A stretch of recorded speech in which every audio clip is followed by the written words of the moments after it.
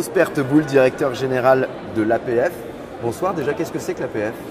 Écoutez, l'APF est une association à la fois militante, en premier lieu pour la défense des droits des personnes en situation de handicap, mais également pour la promotion d'une société inclusive, mais également une association gestionnaire qui gère plus de 500 structures médico-sociales, sanitaires, dont APF Entreprises, c'est-à-dire le département travail protégé et travail adapté.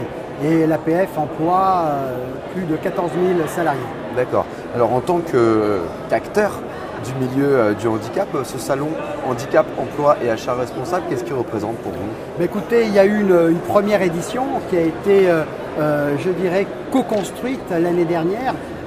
C'était une première, avec à la fois un étonnement de la part sans doute des acteurs que nous sommes, de voir un quotidien plutôt connoté business s'intéresser à la chose du handicap.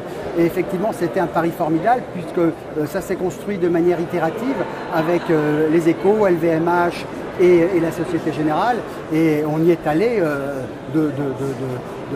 avec une envie folle d'aboutir à quelque chose. Donc cette co-construction a été assez exemplaire l'année dernière. Qu'est-ce que ça a apporté?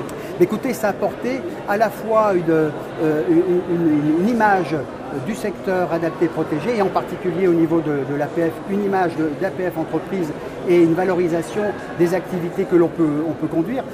On est passé, ça fait déjà plusieurs années, mais il y a quelques années, on parlait plutôt de bricolothérapie en parlant du secteur protégé et adapté. Aujourd'hui, on est véritablement dans des expertises, des compétences, et ça a mis encore plus en valeur les personnes qui travaillent au sein de ces structures adaptées et protégées.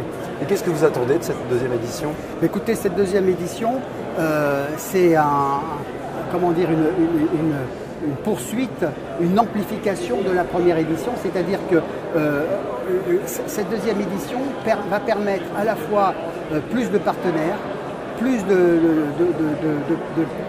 structures adaptées, protégées qui vont y participer, une médiatisation bien plus grande, des ateliers et des espaces de formation, d'information, je crois qu'il y en a plus de 60, qui vont permettre également de mieux faire connaître au secteur, au collectif de travail dans les entreprises et dédiaboliser quelque part ou démystifier le travail adapté et protégé, et notamment par rapport aux personnes qui sont dans ces structures.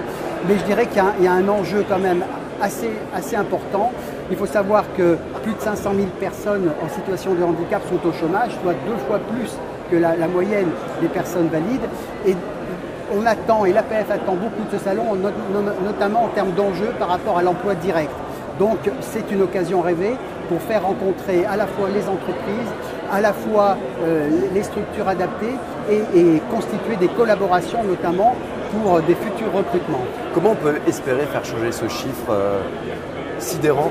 Écoutez, c'est un combat de petits pas, et je pense que la réalisation d'un salon comme celui-ci y contribue parce que c'est un changement culturel qu'il faut opérer, c'est un changement dans les mentalités au sein des entreprises, apprendre qu'effectivement une personne en situation de handicap est capable d'expertise. C'est une forme d'éthique managériale qui peut être portée par les entreprises. Alors pour l'instant, c'est plutôt des grands groupes. Le pari, c'est d'impulser cette dynamique auprès des PME. Dernière chose, les candidats à l'élection présidentielle sont invités au salon handicap, emploi et achat responsable. Qu'est-ce que vous aimeriez leur demander? Écoutez, je pense que c'est une occasion rêvée.